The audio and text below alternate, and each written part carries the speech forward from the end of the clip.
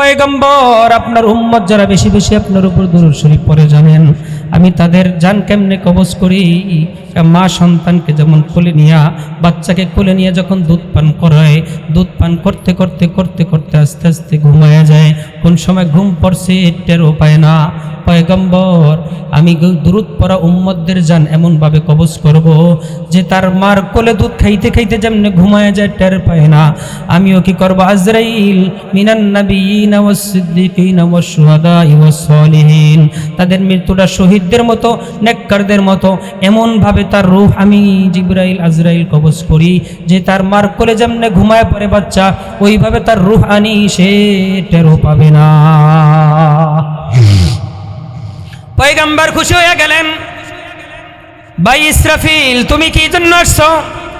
ইসরাফিল বলে পয়গম্বর আমি আপনার উম্মতের ব্যাপারে একটা খোঁজখবরি দিতে চাই পয়গম্বর, এই উম্মতের ব্যাপারে খোঁজখবরি দেওয়ার জন্যই আপনার কাছে এসেছি পয়গম্বর। কি দিবা আমার উম্মতের ব্যাপারে? পয়গম্বর হাসরের ময়দানে যখন বিভীষিকাময় অবস্থা চলতে থাকবে অনেক দূরত পড়া উম্মতেরা আপনার উম্মতেরা কি করবে? হাসরের ময়দানে আটকে যাবে, নাজাতের কোনো যখন সুরত পাইবে না। তখন জানেননি আমি কি করব? জানেননি তখন আমি কি করব? এই ইসরাফিল হাসরের ময়দানের চতুর্দিকে আমি হাজার হাজার লক্ষ লক্ষ কোটি কোটি ফেরেশতাদেরকে নিয়ে দাঁড়ায় যাব, আমি মাঝখানে দাঁড়ায় আল্লাহ তাআলার কাছে বলবো আল্লাহ এই ময়দানের ভিতরে হাসরের ময়দানে অনেক উম্মতেরা আছে, আখিরি জামানার দরুদ পড়া উম্মত আছে, এদেরকে এখন পর্যন্ত ফয়সালা হয় নাই, এদের গুনাহ এখন পর্যন্ত মাফ হয় নাই, এদের নাজাতের ব্যবস্থা এখন পর্যন্ত হয় নাই। আল্লাহ যতক্ষণ পর্যন্ত তাদেরকে তুমি নাজাত না দিবা, যতদিন তাদেরকে নাজাতের ফয়সালা না করবা আমি ইসরাফিল আমাদের হাতকে নামাইব না, কোনো ফেরেশতারও হাত নামাইবে না। এমন এমন আলফাজ দিয়ে দোয়া করতে থাকবেন। তখন আল্লাহ তাআলা আওয়াজ দিবেন ইসরাফিল বিইজ্জতি ওয়া বিজালালি, আমি আল্লাহর ইজ্জত এবং জালালের কসম দিয়ে বলতেছি যেই সমস্ত উম্মতরা আমি আমার পয়গম্বর মুহাম্মদুর রাসূলুল্লাহ সাল্লাল্লাহু আলাইহি ওয়াসাল্লামের উপর বেশি বেশি দুরূদ শরীফ পড়তো আমি আল্লাহ তাআলা তাদের জিন্দেগীর সব গুনাহকে ক্ষমা করিয়া আমি আল্লাহ তাদেরকে জান্নাতের ফয়সালা করিয়ে দিলাম। হায়াতের মালিক কে? মৌতের মালিক কে? ভালো রাখার মালিক কে? সুস্থ দেয় কে? গরিব বানায় কে? ধনী বানায় কে? ধনীরে আবার ফকির বানায় কে? শুকরিয়া আদায় করব কার? জোরে আওয়াজ করে বলি আলহামদুলিল্লাহ। আল্লাহ তাআলা আমাকে আমাদের সকলকে যাকে যখন যেই হালাতে রাখুক শুকরিয়া আদায় করার তৌফিক দান করুক, বলি আমিন। আমি যেই দরুদ শরীফ পড়েছিলাম, দরুদের অনেক ফজিলত আছে, তফসিলান আলোচনা না, মুখতাসার আলোচনা।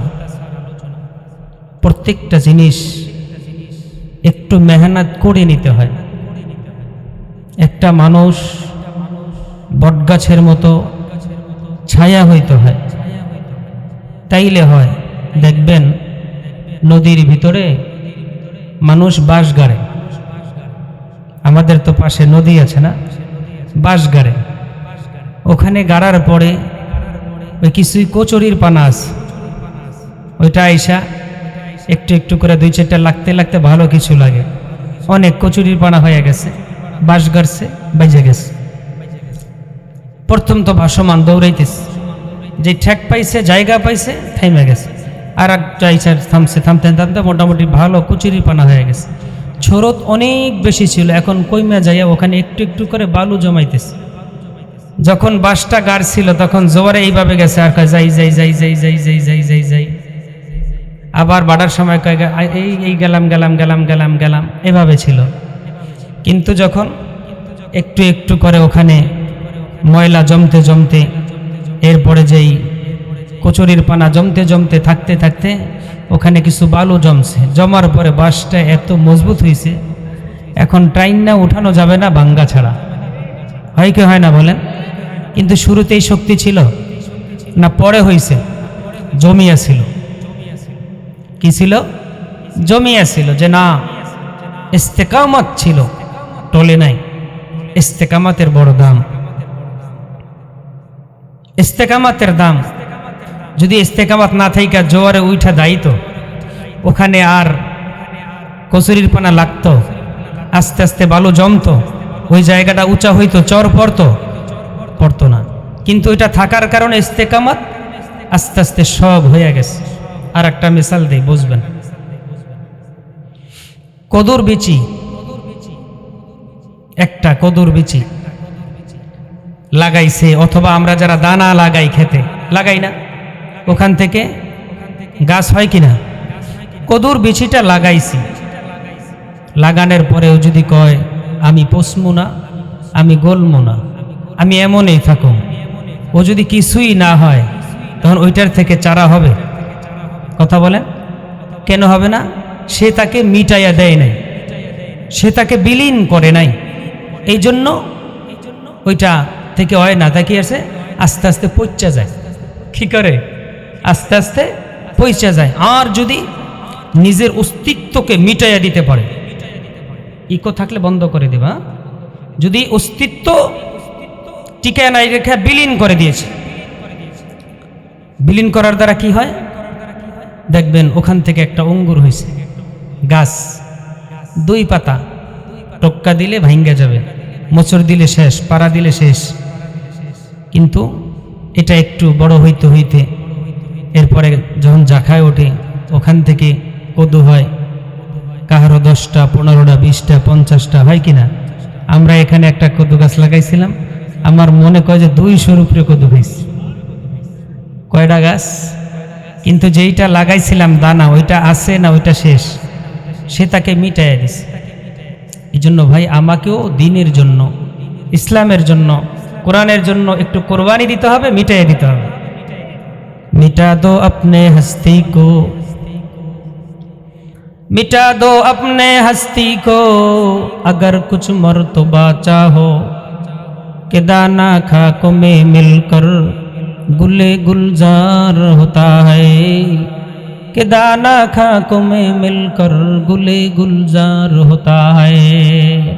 তুমি তোমার অস্তিত্বকে মিটাইয়া দাও, তুমি কোরবানি দিয়া দাও, নিজের অস্তিত্বকে যদি বিলীন করতে পারো, মিটা দো আপনি হস্তি কো, আগার কুছ মর্তবা চাও, যদি কিছু সম্মান পাইতে চাও, কে দানা খাক মে মিলকর গুলে গুলজার হতা হয়।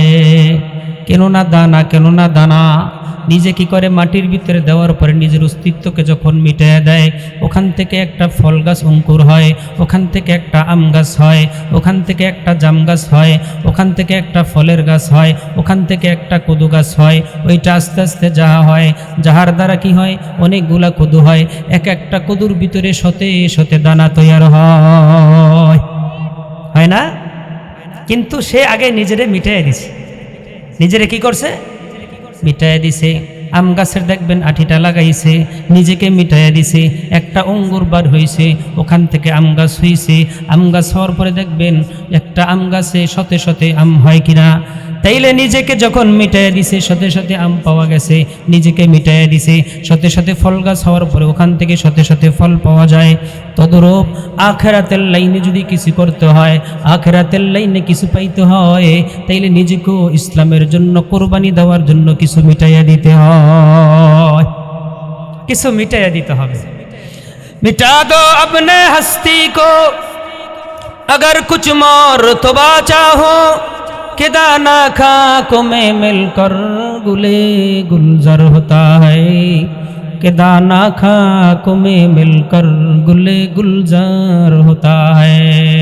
তুমি তোমার অস্তিত্বকে মিটিয়ে দাও, দেখবা ওখান থেকে আস্তে ফুল বাগান হয়ে যাবে, ফলের বাগান হয়ে যাবে, আমের বাগান হয়ে যাবে, কলার বাগান হয়ে যাবে, অন্যান্য জিনিসের বাগান ওখান থেকে হয়ে যাবে। কিন্তু তোমার অস্তিত্ব আগে তোমাকে দিতে হবে। কোরবানি লাগবে। কি লাগবে? কোরবানি লাগবে, মুজাহাদা লাগবে, চেষ্টা লাগবে, ত্যাগ লাগবে।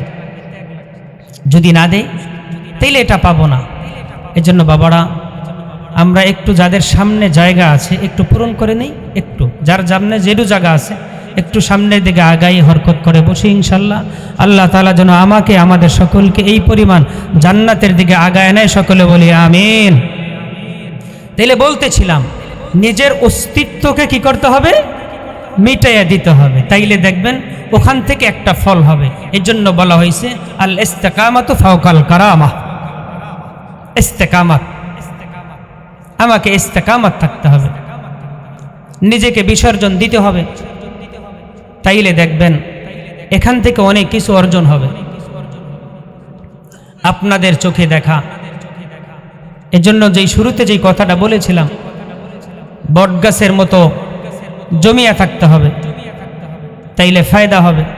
যদি জমিয়া না থাকি লস হয়ে যাবে, ওখান থেকে আসে না। মাদ্রাসা যখন হয়েছে 7 হাত বাই 14 হাত একটা ঘর, মনে আছে না? মনে আছে সকলের? ছোট্ট একটা কাচারি ঘর। আলহামদুলিল্লাহ, ওখান থেকে আপনাদের মেহনতে একটু একটু করে মিটি মিটি করে করে এই পর্যন্ত। আমাকে আমার মা বলতেন যে বাবা তুমি কেন আউলিয়ার চর যাও, তুমি কি আরো ভালো জায়গায় যাইতে পারো না? আমি বলছি মা পারি, কিন্তু আমি মনে করি আখেরাতের জায়গা যদি শহরে আখেরাত পাওয়া যায়, গ্রামেও পাওয়া যায়। আমি যদি এখান থেকে চলে আসি হয়তোবা মাদ্রাসাটা বন্ধ হয়ে যেতে পারে। আর যদি মাদ্রাসা বন্ধ হয়ে যায়, হাসরের ময়দানে যদি আল্লাহ আমারে জিগায় যে ইউসুফ তুমি কি করছো, আমি বললাম যে আল্লাহ আমি 2 মসজিদে খতিবগিরি করছি, এক জায়গায় নামাজ পড়াইছি, দেশ বিদেশে মাহফিল করেছি, আন্তর্জাতিক বক্তা ছিলাম, অনেক কিছু ছিলাম। আল্লাহ যদি কে সব এগুলো তোর বানাওয়াটার মিথ্যা কথা, তুই দিনের জন্য করছ না, সব তোর জন্য করছিস। তুই যদি দিনের জন্য করতি তাই আউলিয়ার স্যার থেকে আইসা আল্লাহ যদি ধরে, আমার জবাব আছে বলেন না। জমেছিলাম আমার দিলে, আমার বারবার মনে আছে যখন এখানে বোর্ডিং চালু করি, এমনও ছিল তলবেলেমদেরকে দুপুরে ঘুম লওয়ায় আমি বাড়ি চলে যেতাম, কারণ খাবার ছিল না, ওখান থেকে খাইতাম, রাত্রে খাইতাম না, পরের দিন সকালেও না, দুপুরে খাইতাম। এভাবে মাঝে মাঝে প্রায় সময় কয়েক ডজন হয়েছে, কিন্তু বলি নেই। কিন্তু দেখনেওয়ালা একজন আছে না নাই? আছেন।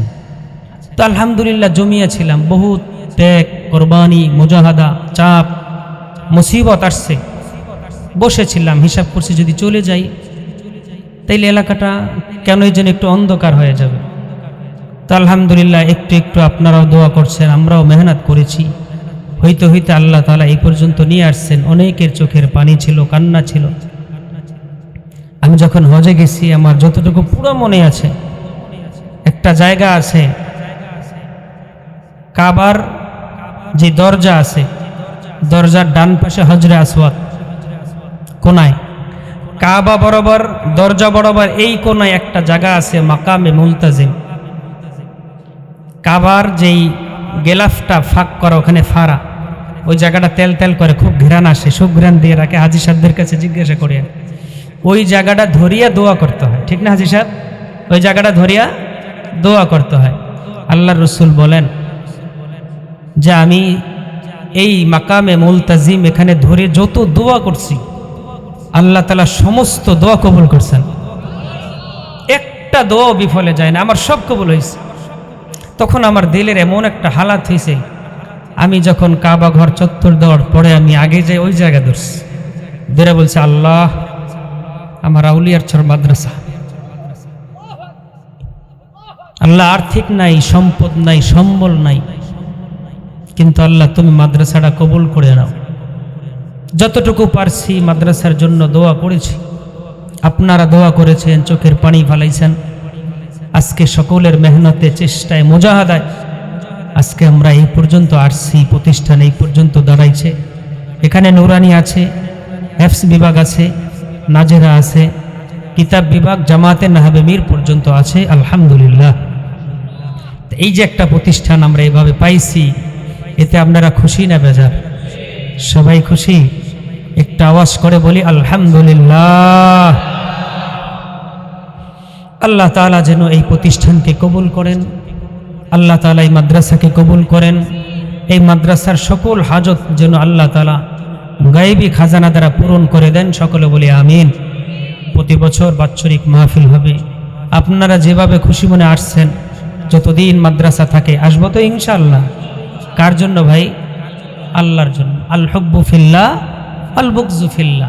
মহব্বত করবো কার জন্য? আল্লাহর জন্য। ভালোবাসবো আল্লাহর জন্য, সব কিছু করব একমাত্র আল্লাহর জন্য, আল্লাহর জন্যই যেন হয়। তাইলে আল্লাহ তাআলা ওখানে করবেন। তাইলে কি হয়?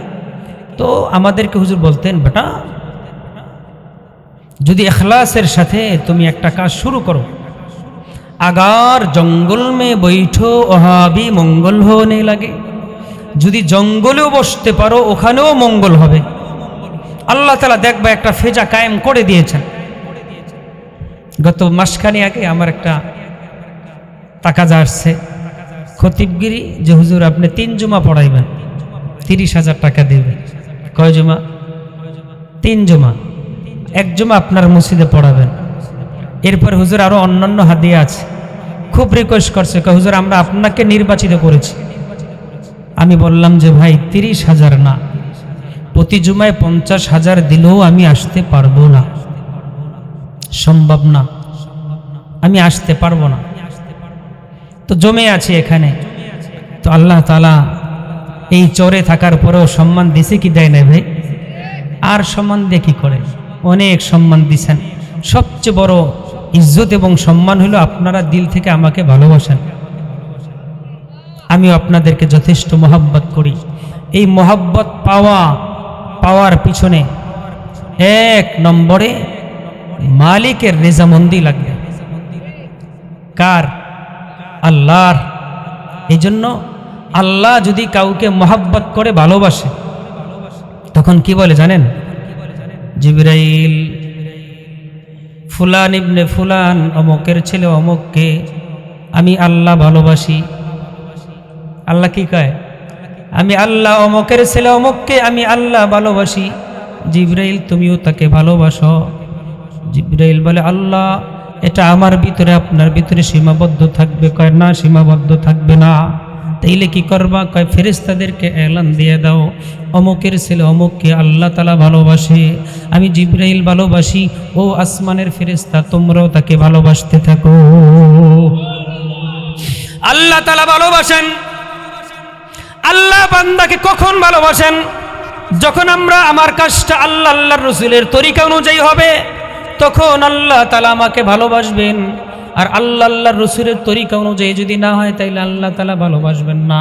তাইলে আল্লাহ বান্দাকে ভালোবাসে কখন? যখন আল্লাহর মতে রাসূলের পথে বান্দা চলে, যখন তখন আল্লাহ তাআলা তাকে ভালোবাসে। তখন এই জন্য আল্লাহ বলে ও জিবরাইল আমি আল্লাহ তাকে ভালোবাসি, তুমিও তাকে ভালোবাসো। জিবরাইল এলান দিয়ে দেয় আসমানের ফেরেশতাদেরকে, ও আসমানের ফেরেশতারা তাকে আল্লাহ এই অমুকের ছেলে অমুককে আল্লাহ তাআলা ভালোবাসে, আমি জিবরাইল ভালোবাসি, তোমরাও তাকে ভালোবাসো। আল্লাহর ভালোবাসা, জিবরাইলের ভালোবাসা, সমস্ত ফেরেশতাদের ভালোবাসা। এরপরে জমিনে ঈশা এলান দেয়, হে জমিনবাসী, জমিনের মাখলুকরা তোমরা কি করো? অমুকের ছেলে অমুককে আল্লাহ তাআলা ভালোবাসে, আমি জিবরাইল ভালোবাসি। আর আসমানের ফেরেশতারা ভালোবাসে। ও দুনিয়ার মানুষেরা, দুনিয়ার মাখলুকেরা তোমরাও তাকে ভালোবাসতে থাকো। তখন কি করে? ওই আল্লাহর বান্দা আল্লাহর ভালোবাসা নিয়া, জিবরাইলের ভালোবাসা নিয়া, ফেরেশতাদের ভালোবাসা নিয়া, সমস্ত মাখলুকের ভালোবাসা নিয়া দুনিয়াতে ইজ্জতের সাথে জীবন যাপন করতে থাকে, ইজ্জতের সাথে জীবন যাপন করতে থাকে।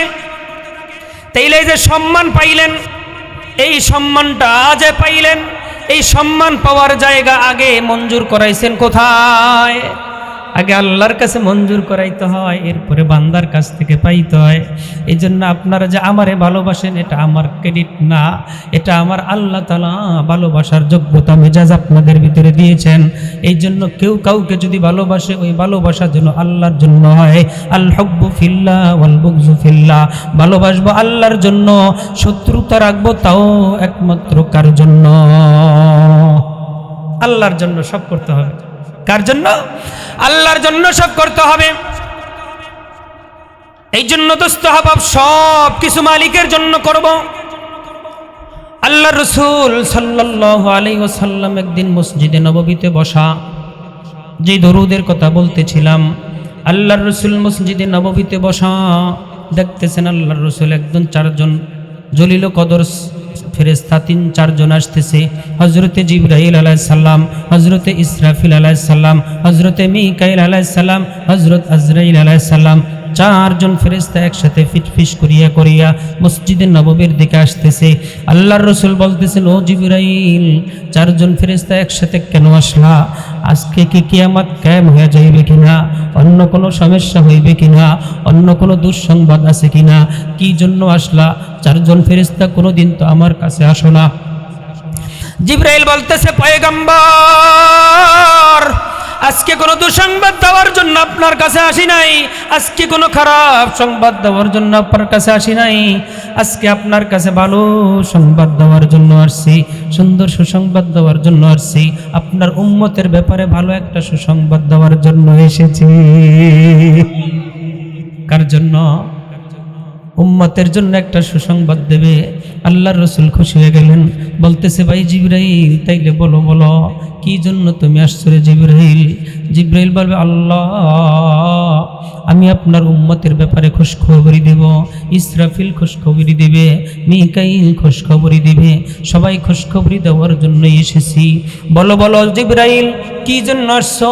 পয়গম্বর, হাসরের ময়দান যখন কায়েম হয়ে যাবে, সূর্য যখন নিচে চলে আসবে, মানুষের মাথাগুলো টকবক টকবক করতে থাকবে। আহারে, কেউ ঘামের কারণে হাঁটু পর্যন্ত গড়িয়ে যাবে, কেউ মাজা পর্যন্ত হয়ে যাবে, কাহারও ঘর পর্যন্ত, কাহারও নাক পর্যন্ত, কাহারও মাথার উপরে উঠে যাবে। এমন একটা বিভীষিকাময় যখন অবস্থা চলতে থাকবে, আহারে, পুলসিরাতের উপর দিয়ে যখন রওনা দিবে, মানুষ কাটিয়া কাটিয়া জাহান্নামের ভিতরে পড়ে যাবে। পয়গম্বর জানেননি, ওই সময় আমি জিবরাইল পুলসিরাতের গোড়ায় বসা থাকবো। আল্লাহু আকবার। জিবরাইল বলতেছে, পয়গম্বর, আমি তখন পুলসিরাতের গোড়ায় বসা থাকবো। আমি ওখানে বসা থাইকা থাইকা আপনার যেই সমস্ত উম্মতেরা বেশি বেশি দুরূদ শরীফ পড়তো তাদেরকে দেইখা চিনিয়া ফেলাইব। এরা দুনিয়ায় থেকে আপনার উপর বেশি বেশি দুরূদ শরীফ পড়তো, দেইখা আমি চিনিয়া ফেলাইব। আমি যখন চিনব, চেনার পরে আপনার দুরূদ পড়া উম্মতদেরকে আমি জিবরাইল তাদের হাত ধরিয়া পুলসিরাত পার করাইয়া আল্লাহর জান্নাতে পৌঁছাইয়া দিব।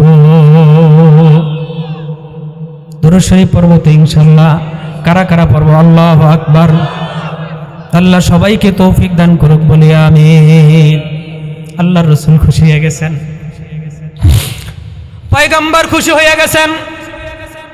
বলতেছে, ইসরাফিল, তুমি কেন আসছো? মিকাইল, তুমি কেন আসছো? মিকাইল বলে, পয়গম্বর, আমিও আপনার উম্মতের ব্যাপারে একটা খুশখবরি দেওয়ার জন্য আসছি।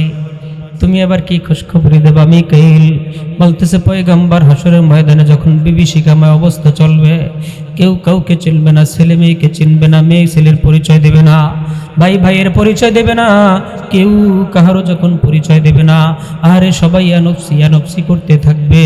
আর সূর্যের তাপে পেরেশান হয়ে যাবে, আর বলবে, আল্লাহ, সূর্যের তাপ আর সহ্য হয় না, আর সহ্য করতে পারি না, আমাদেরকে যদি জাহান্নাম দিয়ে দাও, জাহান্নামে চলে যাব। কিন্তু হাসরের ময়দানের কষ্ট আর সহ্য হয় না, হাসরের ময়দানের কষ্ট আর বরদাস্ত হয় না, আর কষ্ট সহ্য করতে পারি না, জাহান্নামে দাও, দিয়ে দাও, যেখানে দাও ফয়সালা করে দাও, আর সহ্য হয় না, পিপাসায় কাতর হয়ে যাবে। আল্লাহর রাসূল সাল্লাল্লাহু আলাইহি সাল্লামকে বলতেছে, মিকাইল আলাইহিস সালাম, পয়গম্বর, আমি তখন হাসরের ময়দানে ঘুরতে থাকবো, আর জমজমের পানি হাতে নিয়ে চলতে থাকবো, আর খুঁজতে থাকবো আপনার দুরূদ পড়া উম্মতেরা কারা কারা আছে, যারা দুনিয়ায় থেকে বেশি বেশি আপনার উপর বেশি বেশি দুরূদ শরীফ পড়তো। আমি মিকাইল হাসরের ময়দানে তাদেরকে দেইখা দেইখা চিনিয়ে ফেলাইবো, আর আপনার দুরূদ পড়া উম্মতদেরকে আমি হাসরের ময়দানে ঘুরিয়া ঘুরিয়া জমজমের পানি পান করাইব। যারা একবার পানি পান করবে, জান্নাতে যাওয়ার আগ পর্যন্ত আর পিপাসা লাগবে না। পর্বতে ইনশাআল্লাহ। কারা কারা আল্লাহু আকবার। আল্লাহ তৌফিক দান করুক, বলি আমিন। বারবার কেন উঠাই? যাতে করে দিলের ভিতরে হালাত পয়দা হয়, আল্লাহ যে আমল করার তৌফিক দেয়, এই জন্য বারবার উঠাই, নাইলে বারবার উঠাইতাম না, জজবার জন্য, যাতে করে আমল করা আমাদের জন্য সহজ হয়। এরপরে বলতেছে, আল্লাহর রাসূল বলতেছে, আজরাইল, তুমি তো ভালোর জন্য আসো না। আজরাইল, মা তার সন্তানকে কোলে রাখছে, ওখান থেকে তুমি কি করো? জান কবজ করে লয়ে যাও। মার সামনে থেকে বাবাকে নিয়ে যাও, সন্তানের সামনে থেকে মাকে নিয়ে যাও, বাবাকে নিয়ে যাও, ভাইয়ের সামনে থেকে ভাইকে তুমি নিয়ে যাও। আহারে, অবুজ শিশু, দোলনার শিশু কোলে আছে, সেখান থেকে তুমি নিয়ে যাও। আজরাইল, তুমি তো ভালো কাজের জন্য আসো না। আজরাইল, তুমি আবার কি জন্য আসলা? আজরাইল বলে, আল্লাহ আল পয়গম্বর, আমি যদিও আসছি অন্য সময় এই কাজে আসি, কিন্তু আজকে আমি আপনার উম্মতের ব্যাপারে একটা খোঁজখবর দিতে চাই, আপনার উম্মতের একটা সুসংবাদ দেওয়ার জন্য আসছি। কি সুসংবাদ দিবা আজরাইল? একটু বলো বলো, তাড়াতাড়ি বলো, কারণ উম্মতের ব্যাপারে বেশি কষ্ট হয়। আমি এই পরিমাণ কষ্ট দেই, এই পরিমাণ কষ্ট দিয়ে আমি সব কিছু করি, কিন্তু পয়গম্বর আপনার উম্মত যারা বেশি বেশি আপনার উপর দুরূদ শরীফ পড়ে জানেন, আমি তাদের জান কেমনে কবজ করি? মা সন্তানকে যেমন কোলে নিয়ে, বাচ্চাকে কোলে নিয়ে যখন দুধ পান করায়, দুধ পান করতে করতে করতে করতে আস্তে আস্তে ঘুমায়া যায়, কোন সময় ঘুম পড়ছে টেরও পায় না। পয়গম্বর আমি দুরূদ পড়া উম্মতদের জান এমনভাবে কবজ করব যে তার মার কোলে দুধ খাইতে খাইতে যেমনে ঘুমায়া যায় টের পায় না, আমিও কি করব? আজরাইল মিনান নাবিয়িনা ওয়াস সিদ্দিকিনা ওয়াস শুহাদাই ওয়াস সালিহিন, তাদের মৃত্যুটা শহীদদের মতো, নেককারদের মতো এমনভাবে তার রূহ আমি জিবরাইল আজরাইল কবজ করি যে তার মার কোলে যেমনে ঘুমায় পড়ে বাচ্চা, ওইভাবে তার রূহ আনি, সে টেরও পাবে না। পয়গম্বর খুশি হয়ে গেলেন। ভাই ইসরাফিল, তুমি কি জন্য আসছো? ইসরাফিল বলে, পয়গম্বর আমি আপনার উম্মতের ব্যাপারে একটা খোঁজখবর দিতে চাই পয়গম্বর, এই উম্মতের ব্যাপারে খোঁজখবরি দেওয়ার জন্যই আপনার কাছে এসেছি পয়গম্বর। কি দিবা আমার উম্মতের ব্যাপারে? পয়গম্বর হাসরের ময়দানে যখন বিভীষিকাময় অবস্থা চলতে থাকবে, অনেক দূরত পড়া উম্মতেরা, আপনার উম্মতেরা কি করবে? হাসরের ময়দানে আটকায় যাবে, নাজাতের কোনো যখন সুরত পাইবে না, তখন জানেননি আমি কি করব? জানেননি তখন আমি কি করব? এই ইসরাফিল হাসরের ময়দানের চতুর্দিকে আমি হাজার হাজার লক্ষ লক্ষ কোটি কোটি ফেরেশতাদেরকে নিয়ে দাঁড়ায় যাব, আমি মাঝখানে দাঁড়ায় আল্লাহ তাআলার কাছে বলবো, আল্লাহ এই ময়দানের ভিতরে, হাসরের ময়দানে অনেক উম্মতেরা আছে, আখিরি জামানার দরুদ পড়া উম্মত আছে, এদেরকে এখন পর্যন্ত ফয়সালা হয় নাই, এদের গুনাহ এখন পর্যন্ত মাফ হয় নাই, এদের নাজাতের ব্যবস্থা এখন পর্যন্ত হয় নাই। আল্লাহ যতক্ষণ পর্যন্ত তাদেরকে তুমি নাজাত না দিবা, যতদিন তাদেরকে নাজাতের ফয়সালা না করবা, আমি ইসরাফিল আমাদের হাতকে নামাইব না, কোনো ফেরেশতারও হাত নামাইবে না। এমন এমন আলফাজ দিয়ে দোয়া করতে থাকবেন। তখন আল্লাহ তাআলা আওয়াজ দিবেন, ইসরাফিল বিইজ্জতি ওয়া বিজালালি, আমি আল্লাহর ইজ্জত এবং জালালের কসম দিয়ে বলতেছি, যেই সমস্ত উম্মতরা আমি আমার পয়গম্বর মুহাম্মদুর রাসূলুল্লাহ সাল্লাল্লাহু আলাইহি ওয়াসাল্লামের উপর বেশি বেশি দুরূদ শরীফ পড়তো, আমি আল্লাহ তাআলা তাদের জিন্দেগীর সব গুনাহকে ক্ষমা করিয়া আমি আল্লাহ তাদেরকে জান্নাতের ফয়সালা করিয়ে দিলাম। পয়গম্বর খুশি হয়ে যাবেন। এই জন্য বাবারা দুরূদ পড়ব তো ইনশাআল্লাহ। দ্বিতীয়বার আবার নিয়ত করি, কারা কারা বেশি বেশি পড়ব? আল্লাহু আকবার। আল্লাহ তাআলা আমাদের সবাইকে আমল করার তৌফিক দান করুক, বলি আমিন। ছোট্ট একটা সূরা পড়েছি, একটা আয়াতে কারিমা তেলাওয়াত করেছি, হাদিস পড়েছি, ছোট্ট সূরার তরজমা, হালকা একটু তাফসীর, হাদিসের তরজমা, এরপরে তাফসীর আলোচনা করব। হুজুরে যদি আসে আমি দেরি করব না, হুজুর সময় মতো চলে আসবেন ইনশাআল্লাহ। আমি যেই সূরাটা আপনাদের সাথে তেলাওয়াত করেছিলাম, আল্লাহ তাআলা বলেন, ওয়াল আসরি ইন্নাল ইনসানা লাফি খুসর, সূরাতুল আসর। আমরা অল আসরে সূরা বলি, কি বলি? অল আসরে সূরা আমরা পারি না? সূরাতুল আসর, আসর মানে সময়। আল্লাহ তাআলা এই সূরাটার ভিতরে শুরুতে একটা কসম খাইছে, ওয়াল আসর, সময়ের কসম। আল্লাহ তাআলা কেন কসম খাইলেন? আল্লাহ তাআলার তো কোনো কথা বলতে গেলে কসম খাওয়া লাগে না, কসম খাওয়ার প্রয়োজনও হয় না, কারণ আল্লাহ তাআলা কসম খাইলো যতটুকু সত্য, কসম না খাইলো ততটুকু সত্য, কসম খাইলো যতটুকু, কসম না খাইলো ততটুকু, কসমের খাইলো যতটুকু সত্য, না খাইলো ততটুকু সত্য, কোনো ব্যবধান নাই, আছেনি বলেন?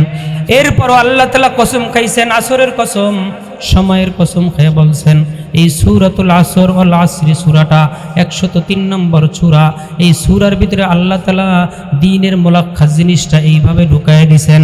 ইমাম শাফিঈ রাহমাতুল্লাহি আলাইহি বলেন, আল্লাহ পাক রব্বুল আলামিন 114 খানা সূরা নাজিল না করিয়া যদি ওয়াল আসরি সূরাটা নাজিল করিয়া দিতেন, পৃথিবীর মানুষ যদি ওয়াল আসরি সূরার উপর আমল করত, তাইলে এই পৃথিবীর সমস্ত মানুষ এই সূরাতুল আসরের উপর আমল করার কারণে সব নাজাত প্রাপ্ত হইয়া জান্নাতি হয়ে যেত।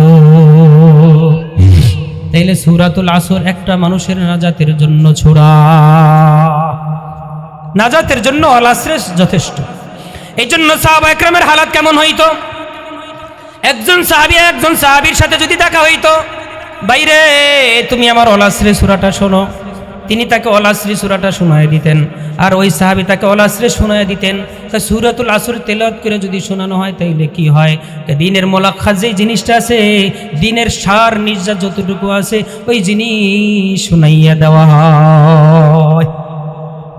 আল্লাহ তাআলা কসম খাইছেন আল আসর, আসরের কসম, সময়ের কসম। আল্লাহ তাআলা সময়ের কসম খাইলেন কেন? কসম তো খাওয়া লাগে না, কারণ কসম খাইলো যা, কসম না খাইলো তা। এরপর আল্লাহ তাআলা এই জন্য কসম খাইছেন যে বান্দা কসম খাইয়া কথা বললে তাড়াতাড়ি নেয়। এই জন্য একটা কথা আপনি জিজ্ঞাইছেন যে ভাই আপনি এই কাজটা করছেন, কয় না করি নাই, কয় না আপনি করছেন, কয় না করি নাই, আল্লাহর কসম করি নাই। তখন কি কয়? না ঠিক আছে, কসম যখন খাইছেন ঠিক আছে। এই জন্য দেখবেন কসম খাইলে বান্দা তাড়াতাড়ি নেয়, আল্লাহ তাআলা এই বান্দা তাড়াতাড়ি নেয়। এই জন্য আল্লাহ তাআলা বান্দাকে মহব্বত করিয়া, ভালোবাসার প্রেমে পড়িয়া আল্লাহ তাআলা কসম খাইছেন ওয়াল আসর, সময়ের কসম। কারণ সময়ের কসম কেন খাইলেন? আল্লাহ তাআলা এক এক জায়গায় এক এক কসম খাইছেন। কোথাও আসমানের কসম, কোথাও জমিনের কসম, কোথায় চন্দ্রের কসম, কোথাও পাহাড়ের কসম, এক এক জায়গায় এক এক কসম খাইছেন। এই জায়গায় আল্লাহ তাআলা সময়ের কসম খাইছেন। সময়ের কসম কেন খাইলেন? সময়টা কি? সময়টা বড় অনেক দামি, সময়টা অনেক দামি, অনেক মূল্যবান সময়। এই জন্য আল্লাহ তাআলা সময়ের কসম খাইছেন। কেমন দামি? কয় সময়টা এই পরিমাণ দামি যে কয়েকটা সেকেন্ড এই পরিমাণ মূল্য আল্লাহ তাআলার কাছে। এই কয়েকটা সেকেন্ডের বিনিময়ে একটা জাহান্নামী মানুষ জান্নাতি হয়ে যেতে পারে, একটা জাহান্নামী মানুষ জান্নাতি হতে পারে, জান্নাতি মানুষও জাহান্নামী হতে পারে। সময় এত দামি কেমনে হয়, এত মূল্য কেমনে হয়? দুনিয়া থেকে একটা সন্তান দুনিয়াতে জন্মগ্রহণ করছে কিন্তু কোনো আওয়াজ করে নাই। কি করে নাই? একটা সন্তান দুনিয়াতে আসছে, কোনো আওয়াজ করে নাই। তাইলে দুনিয়াতে যখন সে আওয়াজ করে নাই, তখন তাকে কি করে? কাপড়ের ভিতরে পেঁচাইয়া নর্দমার ভিতরে ফালায় রাখে, মানুষের মাটির নিচে রাখে। কি করে না? তার কোনো দাফন কাফনের ব্যবস্থা হয় না, জানাজাও হয় না, নামকরণ রাখা হয় না। হয় কি হয় না? কোনো হয় না। কিন্তু এই বাচ্চাটা দুনিয়াতে আসার পর একটা চিৎকার দিছে, শুধু ও ও বলে একটা আওয়াজ দিয়ে দুনিয়াতে চলে গেছে। একটু আওয়াজ দিছে, 2 থেকে 3 সেকেন্ড একটু আওয়াজ দিছে। দেখেন দামিটা, সময়টা কত দামি। 2 থেকে 3 সেকেন্ড একটা আওয়াজ দিছে ও ও করিয়া। মাসালা কি আসছে? মাসালা আসছে সে যখন আওয়াজ করছে তারই একটা মুসলমানদের নাম রাইখা দাও, তার দাফনের ব্যবস্থা করো, তার কাফনের ব্যবস্থা করো, তার গোসলের ব্যবস্থা করো, তার জানাজার ব্যবস্থা করো, আর মুসলমানদের কবরে তাকে জায়গা করিয়া দাও। কয় সেকেন্ড? 2 থেকে 3 সেকেন্ড সময়। তাইলে 2 থেকে 3 সেকেন্ড সময় পাইয়া কতটুকু হয়ে গেছে? কয় হুজুর সে তো এখন পর্যন্ত কালিমা পড়তে পারে নাই, এখন পর্যন্ত সে তো কালিমা পড়তে পারে নাই। তাইলে কেমনে দামি হইল, কেমনে কি হইল? আহারে কিতাবের ভিতরে আসছে, মুফাসসিরিনগণ বলেন এই যে ছোট বাচ্চাটা ও ও করে একটু আওয়াজ দিছে, এই আওয়াজটাই হইল তার কালিমা। এই ওয়া শব্দটা হয়েছে তার কালিমা। এই জন্য বাবারা হিসাব করবেন, এই সামান্য একটু সময় পাইছে, এই জন্য কি হয়েছে? মুসলমানদের একটা নাম রাখা হয়েছে, মুসলমানদের গোরস্থানে জায়গা পায়া নিছে। এরপরে তার দাফন কাফনের ব্যবস্থা হয়েছে, জানাজা হয়েছে, সব হয়েছে। হয়েছে তো হয়েছে, এরপরে কি হয়েছে? এই বাচ্চাটা আল্লাহর জান্নাতের মেহমান হইয়া যাবে, জান্নাতি হয়ে গেছে। কিন্তু দুনিয়াতে আসছে একটা সেকেন্ড সময় পায় নাই। কি করছে? নর্দমার ভিতরে কাপড় পেঁচায় মাটির নিচে রাইখা দাও, তার কোনো হিসাব নিকাশ হবে না, তার কোনো হাসর নাসর হবে না। কিন্তু 2 থেকে 3টা সেকেন্ড সময় পাইছে, একটা সেকেন্ড সময় পায় শুধু ওয়া ওয়া করে একটু আওয়াজ দিছে। এই আওয়াজের কারণে এতটুকু সম্মান পাইছে, মুসলমানদের একটা নাম রাখা হয়েছে। এরপরে গোসল করানো হয়েছে, এরপরে কাপড় পরানো হয়েছে, এরপরে জানাজা হয়েছে, মুসলমানদের গোরস্থানে যত্নের সাথে কবর দেওয়া হয়েছে। কয় এখানে শেষ? কয় না বান্দা এখানে শেষ না। আরে বান্দা এখানে শেষ না। তাই কেমনে হইল? কয় এই যে ছোট্ট সন্তানটা 2-3 সেকেন্ড হায়াত পাওয়ার কারণে সে তো জান্নাতি হইছে। সে একা জান্নাতি হয় নাই, এই সন্তান তার মা বাবাকে নিয়ে হাসরের ময়দানে আল্লাহর জান্নাতে নিয়ে যাবে। নিজের সন্তান ছোট্ট বাচ্চা যদি মারা যায়, এই জন্য মা বাবার আপনাদেরকে বলতে চাই, খবরদার কাঁদবেন না। ছোট্ট সন্তান যদি একটু আওয়াজ করিয়া মারা যাইতে পারে, একটু ধৈর্য ধারণ করবেন। একটু নাবালেগ সন্তান মারা গেছে, এই জন্য ধৈর্য ধারণ করবেন, এমন করবেন না যে আল্লাহরে 5টা পোলা দিছে একটাও দেখে না, আমার আল্লাহ একটা ছেলে দিছে এটাও নিয়ে গেছে, আল্লাহর আর কি দেখলো না, এই নাই এই নাই, অনেকে বলে না, না এগুলা বলা যাবে না মা বাবা, এগুলা বলা যাবে না। তাইলে কি হবে? ধৈর্য ধারণ করো। কি হবে? তোমার সন্তান দুনিয়াতে আসছে, একটু 2টা 3টা আওয়াজ দিছে, একটু চিৎকার দিছে, কয়েক সেকেন্ড সময় পাইছে, তাইলে তুমি যদি ধৈর্য ধারণ করতে পারো মা, তাইলে কি হবে জানুনি? ধৈর্য ধারণ করার কারণে, ধৈর্য ধারণ যদি করতে পারো, তাইলে আল্লাহ পাক রব্বুল আলামিন ফেরেশতাদেরকে বলবে, ও আমার ফেরেশতারা কি করতেছ, কি হইতেছে? অমুকের একটা সন্তান মারা গেছে, মারা যাওয়ার পরে কি হয়েছে? জিব্রাইলকে জিজ্ঞাসা করে, জিব্রাইল আজরাইলকে বলতেছে, আজরাইল কার রূহ তুমি কবজ করিয়ে আনছো? বলতেছে, আল্লাহ অমুকের একটা সন্তান ছিল, একটাই সন্তান, তার রূহ কবজ করিয়ে আনছি, তার মার কলিজা 2টা টুকরা হয়ে গেছে, বিদীর্ণ হয়ে গেছে, মা পেরেশান হয়ে গেছে। তখন তারা কি বলছে? তখন তারা ইন্না লিল্লাহ বলছে, আর কি বলছে? আল্লাহ আপনি দিছেন, আপনি সন্তান নিয়ে গেছেন, আপনার প্রশংসা আদায় করছে। তারা বলছে আলহামদুলিল্লাহ। পিছনে জায়গা হইতেছে না, একটু কষ্ট করে আরেকটু মোড় দিয়ে বাবারা, একটু কেউ কষ্ট পাবো না, আরেকটু সামনের দিকে আগাই, একটু আপনারা থাকেন যে এই যে ফাঁকে ফাঁকে আরেকটু আগাই, ইনশাল্লাহ। ফেরেশতাদেরকে এলান দিবেন, আল্লাহ তাআলা বলবেন, ও ফেরেশতারা সাম্মুহু বাইতাল হাম, ও ফেরেশতারা তোমরা শুনছো না? শুকরিয়া আদায় করছে। হ আল্লাহ শুনছি, শুকরিয়া আদায় করছে। কি বলছে? সন্তান আল্লাহ তুমি দিছো, সন্তান আল্লাহ তুমি নিয়ে গেছো, আলহামদুলিল্লাহ। আল্লাহ তাআলা সাম্মুহু বাইতাল হাম, তখন আল্লাহ তাআলা বলবেন, ঠিক আছে, তার জন্য একটা জান্নাতে বিল্ডিং বানাও, যেই বিল্ডিং এর নাম হবে বাইতাল হাম, অর্থাৎ প্রশংসার ঘর। কিসের ঘর? প্রশংসার ঘর। কারণ এই যে শুকরিয়া আদায় করছেন, এই জন্য কি হয়েছে? বাইতুল হাম, প্রশংসার একটা ঘর, জান্নাতে একটা বিল্ডিং তার জন্য বরাদ্দ করা হয়েছে। এই জন্য সন্তান ছোটকালে যদি মারা যায়, তাইলে আল্লাহর উপর অসন্তুষ্ট হব না, শুকরিয়া আদায় করে বলবো আলহামদুলিল্লাহ? পারবো তো ইনশাআল্লাহ? যদি বলতে পারি, তাইলে কি হবে? এই সন্তান তো জান্নাতে যাবে, আর এই সন্তান জান্নাতে যাওয়ার সময় তার মা বাবাকে নিয়ে আল্লাহর জান্নাতে যাবে। এই জন্য আপনি, ও মা ও বোন, আপনাদেরকে বলতে চাই, একটু ধৈর্য ধারণ করেন। এই কথা যখন বলছেন, হযরত আয়েশা সিদ্দিকা রাদিয়াল্লাহু তাআলা আনহা ফুফা কাঁদতেছেন। আল্লাহর রাসূল বলে, আয়েশা, ও আয়েশা তুমি কেন কান্নাকাটি করতেছো? আয়েশা তুমি কেন কাঁদতেছো? আয়েশা এসে বলতেছে, আল্লাহ ও আমার পয়গম্বর, ও আমার স্বামী, আল্লাহ তাআলা আমাকে একটা সন্তানও দেয় নাই। আল্লাহ যদি আমার একটা সন্তান দিত, আর যদি সন্তানটা দুনিয়ায় এসে যদি একটু চিৎকার দিয়েও যদি মারা যাইত, তাইলে আমি তো হাসরের ময়দানে আমি কি করতাম? জান্নাতে যাওয়ার একটা উসিলা বনতে পারতাম, আমিও জান্নাতি হইতে পারতাম। কিন্তু আল্লাহ তাআলা আমাকে তো কোনো সন্তান দেয় নাই। আল্লাহর রাসূল সাল্লাল্লাহু আলাইহি ওয়াসাল্লাম বলেন, আয়েশা, আল্লাহ যদিও তোমাকে সন্তান দেয় নাই, তুমি যদি এটার উপর ধৈর্য ধারণ করতে পারো রে আয়েশা, তাইলে কি হবে তুমি জানো নি? আয়েশা বলতেছে, পয়গম্বর আমার তো জানা নাই।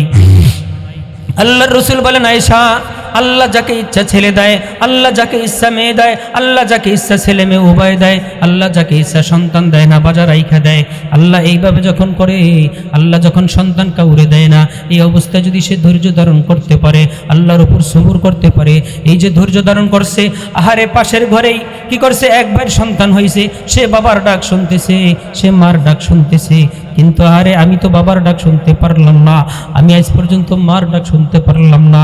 আহারে বাবার ডাকে কি পরিমাণ মজা, সন্তান মা ডাকলে কি পরিমাণ মজা লাগে, এটা তো এখন পর্যন্ত আমি বুঝতে পারি নাই। এই যে একটা কষ্ট ভিতরে ভিতরে আছে, এই কষ্ট নিয়ে যদি সে ধৈর্য ধারণ করে, যে আল্লাহ তুমি দেও নাই, ঠিক আছে আলহামদুলিল্লাহ, এই ধৈর্য ধারণ করিয়া যদি আল্লাহর উপর শুকরিয়া আদায় করতে পারে, তাইলে আয়েশা এই ধৈর্যের কারণে আল্লাহ তোমাকে জান্নাতি বানাইয়া দিবে। এই জন্য সন্তান যদি আল্লাহ তাআলা নাও দেয়, শুকরিয়া আদায় করব কার? আল্লাহ তাআলার শুকরিয়া আদায় করতে হবে। এই জন্য বলছেন সময় বড় দামি। সন্তান যদি হয় আর যদি মারা যায় তাইলে হই হুল্লা চিল্লা চিল্লি করা যাবে না। এই জন্য আল্লাহ তাআলাকে গালিগালাজ করা যাবে না।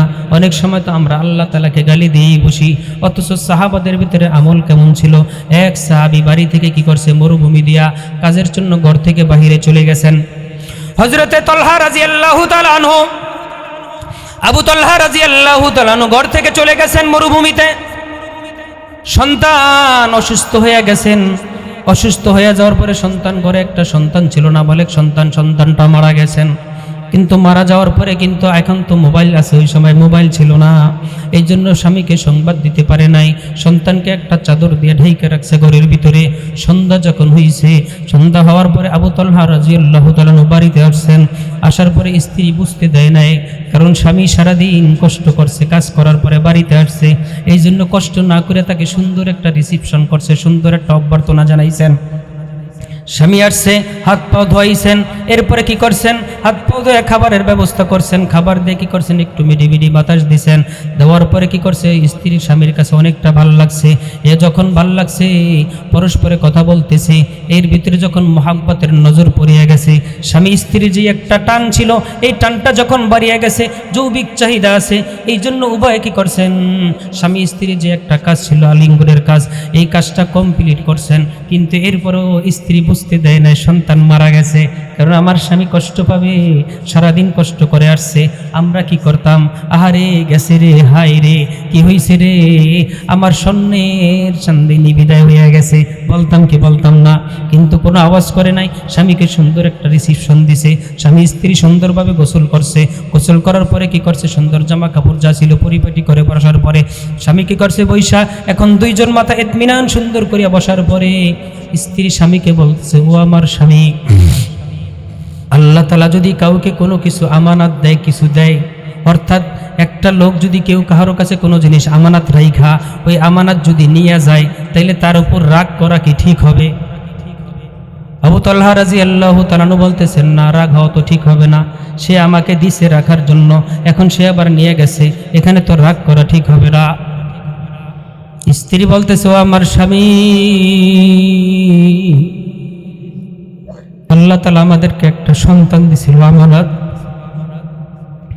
আল্লাহ তাআলা একটা সন্তান দিছে আমানত, কিন্তু আল্লাহ তাআলা যে সন্তানটা আমাদের কাছে আমানত দিছে, আল্লাহ তাআলা ওই আমানত তার মাল সে নিয়ে গেছে, সন্তানটা মারা গেছে।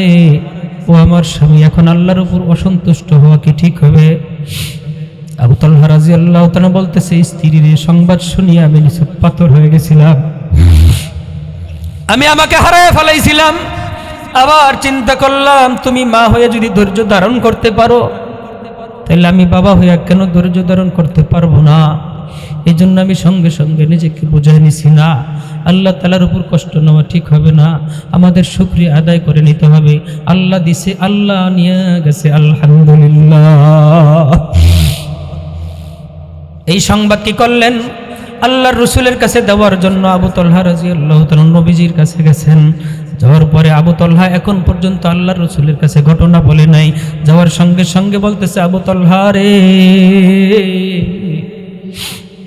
আজকে তোমার স্ত্রী তোমার সাথে যে একটা ব্যবহার করছে, এই জন্য খুশি হয়ে আল্লাহ এই সংবাদ আমাকে আগেই জানিয়ে দিয়েছে। আল্লাহ তাআলা তোমার প্রশংসা, তোমার স্ত্রীর প্রশংসা করছে। আল্লাহু আকবার। এই জন্য যদি ছোট একটা সন্তান চলিয়া যায়, শুকরিয়া আদায় করব কার? আল্লাহ তাআলার শুকরিয়া আদায় করতে হবে, কারণ আল্লাহ দিছেন, আল্লাহ নিয়ে গেছেন, আলহামদুলিল্লাহ। এই জন্য দোস্ত হাবাব, সময়ের কসম খাইছেন, ওয়াল আসর, সময়ের কসম। সময়টা বড় দামি বাবা, সময়টা বড় দামি। এই জন্য সময়টাকে কাজে লাগাইতে হবে। আহারে, আমি এক সময় কি ছিলাম, ছোট ছিলাম, ছোট, এখান থেকে আমি কেমনে কেমনে বড় হইয়া কৈশোর হইয়া গেলাম। এরপরে আহারে করতে করতে দেখতে দেখতে বালিগ হয়ে গেছি। এরপরে আবার চোখের সামনেই দেখতে দেখতে কেমনে কেমনে বিবাহ করলাম। আহারে ছেলে সন্তান হয়ে গেল। আহারে আমার দাড়ি ছিল না, দাড়ি হয়ে গেল। এরপরে কেমনে কেমনে দেখলাম দাড়ি আবার পাকা শুরু হয়ে গেছে। আমার দাড়িও মোটামুটি 10 থেকে 15টা দাড়ি পাইকে গেছে। আমি যখন এই এলাকার ভিতরে ঢুকছি রে বাবা, আমারে যারা তখন দেখছেন, তখন আমার সম্ভবত আমার ওই সময় আমার মনে আছে আমার একটা দাড়ি ছিল। কয়টা? আমার একটা দাড়ি ছিল। এই মাঝে মাঝে ওই একটা দাড়ি আমি মাঝে মাঝে ধরতাম।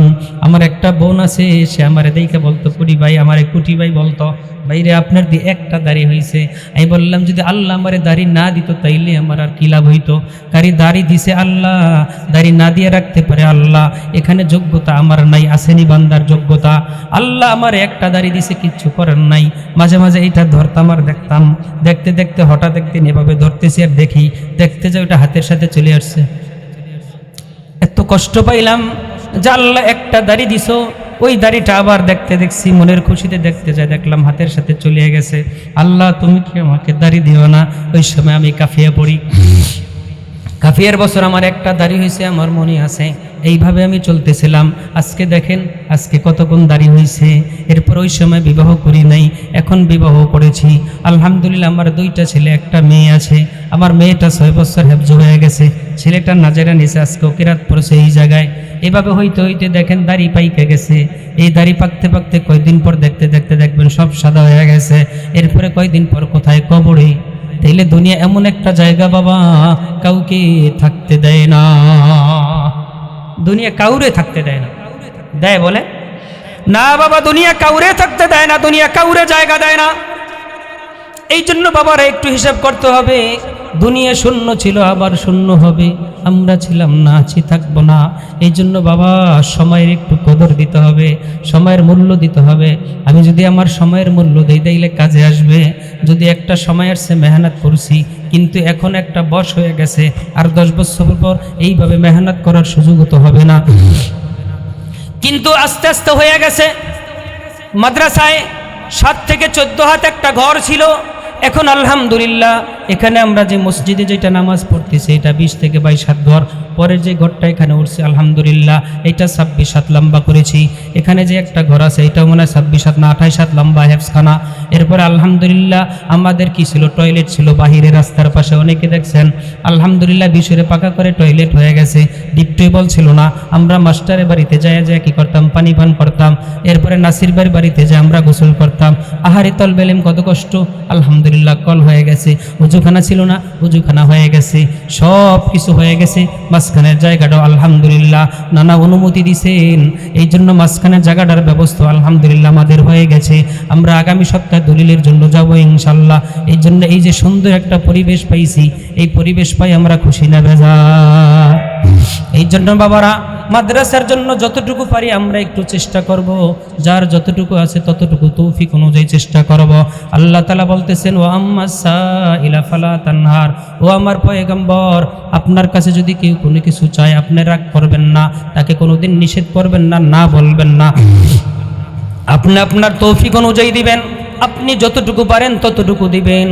কাউরে সরাসরি না বলবেন না, কারণ না বলা এটা পয়গম্বরের খাসা না, না বললা এটা আল্লাহ তাআলার শান না। এই জন্য বাবারা আমরা যারা আছি, হুজুরে আসলে তো আমি ছেড়ে দিব, এর আগে সামান্য একটু তাকাজা। আল্লাহর রাসূল সাল্লাল্লাহু আলাইহি সাল্লামের কাছে এক বেদুইন আসছেন, আয়েশা বলতেছেন ইয়া রাসূলুল্লাহ ইয়া হাবিবাল্লাহ আমারে কিছু দেন। আল্লাহর রাসূল কি দিবেন? ঘরের ভিতরে লোক পাঠাইতেন, ও সাহাবায়ে کرام তোমরা একটু যাও, যায় ঘরের ভিতরে তালাশি দাও। একজন লোক আসছে কিছু চাইতেছে, কিন্তু গেছে আম্মা জানের ঘরে, যায় দেখতেছে তার ঘরে দেওয়ার মতো কিছুই নাই। গেছে আর এক স্ত্রীর বাসায়, সেখানে যায় দেখতেছে সেখানেও কিছুই নাই। সবার বাসায় ঘুরিয়ে আসছে, পয়গম্বর কোনো বাসায় কিছুই নেই। ঘরের ভিতরে একজন পয়গম্বর, ঘরে কোনো কিছু দেওয়ার মতো নাই। আল্লাহর রাসূল সাল্লাল্লাহু আলাইহি সাল্লাম বলতেছে বাইরে তাইলে তুমি একটা কাজ করো, কারণ আল্লাহ বলছে আম্মা সাইলা ফালা তানহার, যদি কিছু চাই তাইলে তাকে যেন নিষেধ করা না হয়। তুমি একটু ওসমানের কাছে চলিয়া যাও, যায় বলবা আল্লাহর পয়গম্বর তোমার কাছে আমাকে পাঠাইছে, আল্লাহর জন্য কিছু দিতে বলেছে। ওই লোক গেছে, যায় দেখতেছে ওসমান রাদিয়াল্লাহু তাআলা আনহু পিপিলিকায় খানা খাইতেছেন। কিছু খাবার পিপিলিকায় ধরছে, ওই পিপিলিকা থেকে সরাইয়া সরাইয়া খানাগুলা এক জায়গায় করতেছে। কিরে, যায় দেখতেছেন কিরে লোকটা পিপিলিকাকে খাইতে দেয় না, খানাটা আস্তে আস্তে সরাইয়া সরাই এক জায়গায় করিয়া এরপরে জায়গায় রাইখা দিতেছে। তখন বলতে চাই রে, যেই লোক একটা পিপিলিকারে খাইতে দেয় না সে আবার আমারে কেমনে দিবে? আল্লাহর রাসূলের কাছে চলে আসছে। ইয়া রাসূলুল্লাহ, ইয়া হাবিবাল্লাহ, আপনি আমারে কার কাছে পাঠাইছেন? কয় কি হয়েছে? কয় সে তো পিপিলাকে খাইতে দেয় না। হ্যাঁ, আবার আমারে দিবনি। তুমি আমার কথা বলছো নি? কয় না বলি না। কয় যাও। আবার গেছেন, যাওয়ার পরে দেখতেছেন কিছু তুলা উড়িয়া উড়িয়া যাইতেছে। এই তুলার টুকরাগুলো উড়িয়া যায়, আর ওসমান রাদিয়াল্লাহু তাআলা দৌড়ে দৌড়ে ওইটা ধরে আবার বস্তার ভিতরে ঢুকাইতেছে। সামান্য একটু তুলা যদি উড়িয়া যায়, এটা আমরা ধরবো নি, কেউ আমরা টোকাই না। এখন চিন্তা করতেছে, কিরে, যে সামান্য একটু তুলা, যেটার দাম কোনোদিন কেউ দেয় না, এটাও যেই লোক ধরে ধরে বস্তার ভিতরে ভরে উড়িয়া যাইতে দেয় না, এই লোক যদি চাই আমারে পিটাইতেও পারে। আবার আল্লাহর রাসূলের কাছে চলে গেছেন। ইয়া রাসূলুল্লাহ, ইয়া হাবিবাল্লাহ, কার কাছে আমারে পাঠাইছেন? কোন কিরপিনের কিপটার কাছে আমারে পাঠাইছেন? যেই লোক একটু তুলার টুকরা উড়িয়া যাইতে দেয় না, সেই লোক নিয়ে আমারে দিবে না, আমারে লড়ান দিবে। আল্লাহর রাসূল বলতেছে, তুমি বলছো নি আমার কথা? কয় না বলি নাই। কয় যায় বলো। এরপরে যখন আসছেন, আয়েশা বলতেছেন, ওসমান, আল্লাহর রাসূল আমাকে তোমার কাছে পাঠাইছেন, আমারে কিছু দেওয়ার জন্য, আমারে কিছু দাও। তো কয় তোমার কি লাগবে? এই যে আমার উটের পাল দেখো, এই উটের পালে যায় দেখতেছো যে উটটা তোমার পছন্দ হয়, ওই উটটা তুমি নিয়ে যাও। সুবহানাল্লাহ। যে উটটা তোমার পছন্দ হয়, ওই উটটা তুমি নিয়ে যাও। ওই মুসাফির ঘুরিয়ে ঘুরিয়ে সব উট দেখছে, একটাও পছন্দ হয় নাই। মুসাফিরও একজন। আয়েশা বলতেছে, ওসমান, একটা উটও আমার পছন্দ হয় নাই। আমাদের যদি এই অবস্থা হইতো তারে কি করতেন?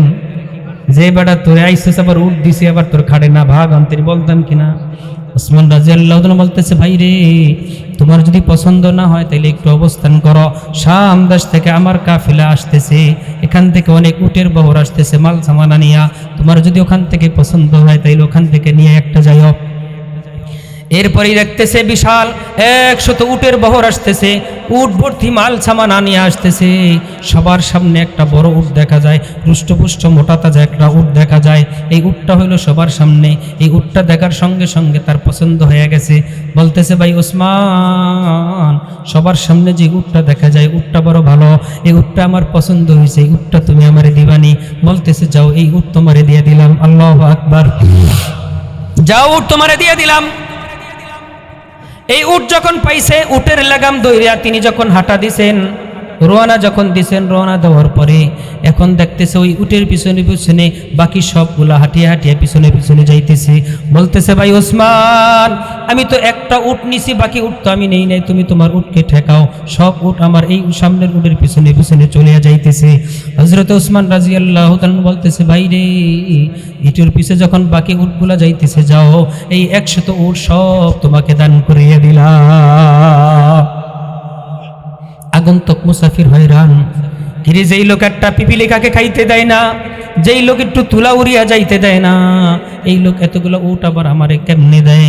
বলতেছে, ভাই ওসমান, তুমি দিছো, আমি খুশি হয়েছি, আলহামদুলিল্লাহ, কিন্তু আমি তোমার 1-2টা প্রশ্ন করতে চাই। আমি তোমার কাছে আসলাম, আসার পরে দেখলাম পিপিলিকারে খাইতে দাও না, খানাটা তারায় তারায় জমা করলা, কিন্তু আমার উটগুলা সব দিয়ে দিলা। এরপরে দেখলাম তুলার টুকরা উড়িয়া যাইতে দাও না, বুঝতে পারো, কিন্তু আমি আজকে দেখলাম কিন্তু আমার এই পরিমাণ সামানা দিয়ে দিলা, ওইটার সাথে এটা তো মেলে না। মেলে? ওইটার সাথে তো এইটা মেলে না। ওসমান রাদিয়াল্লাহু তাআলা বলতেছেন, বাইরে এলাকার যারা শাসক আছেন একটু শুনিয়ে রাখেন, চেয়ারম্যান মেম্বার যারা নেতা আছেন শুনেন। ওসমান রাদিয়াল্লাহু তাআলা বলতেছে, বাইরে যে মালটা আমি টোকাইতে দেখছিলাম, ওইটা বাইতুল মালের মাল, ওইটা রাষ্ট্রীয় মাল, রাখার দায়িত্ব আমার, আমি রাখছিলাম। ওখান থেকে পিপিলিকায় নিয়ে যায়, আমার অসতর্কতার কারণে, আমার হেফাজতের কমতির কারণে যদি একটু খাবার কমিয়ে যায়, তাইলে হাসরের ময়দানে আল্লাহর আদালতে আমাকে জবাবদিহি করতে হবে। কারণ এই গমের টুকরার ভিতরে, এই জাওয়ের টুকরার ভিতরে মক্কা মদিনার যত লোক আছে সবার হক আছে না নাই? সবার হক আছে। এই জন্য এটা বাইতুল মালের সম্পদ ছিল, এই জন্য আমি এটা টোকায় টোকায়া এক জায়গায় করছি, আমার হেফাজতের জন্য কমতি না হয়। যে তুলার টুকরাগুলো উড়িয়া যাইতেছিল, এই তুলার টুকরাগুলো এটাও বাইতুল মালের তুলা ছিল, এই জন্য আইনা আইনা এটার ভিতরে ঢুকাইছি, আমার হেফাজতের কমতির কারণে যেন ক্ষতি না হয়। তো ভাই রে, যেই উট আমি তোমাকে দিয়েছি, এটার মালিক হলাম আমি ওসমান। আমি যখন এটার মালিক, আমি এটার মালিক যখন হইছি, এটা সব দিয়ে দিল, কাউকে আমাকে কৈফিয়ত দিতে হবে না, এটা আমার মাল, আমি দিছি, কোনো সমস্যা নাই, এই জন্য সব উট তোমাকে দান করিয়ে দিলাম।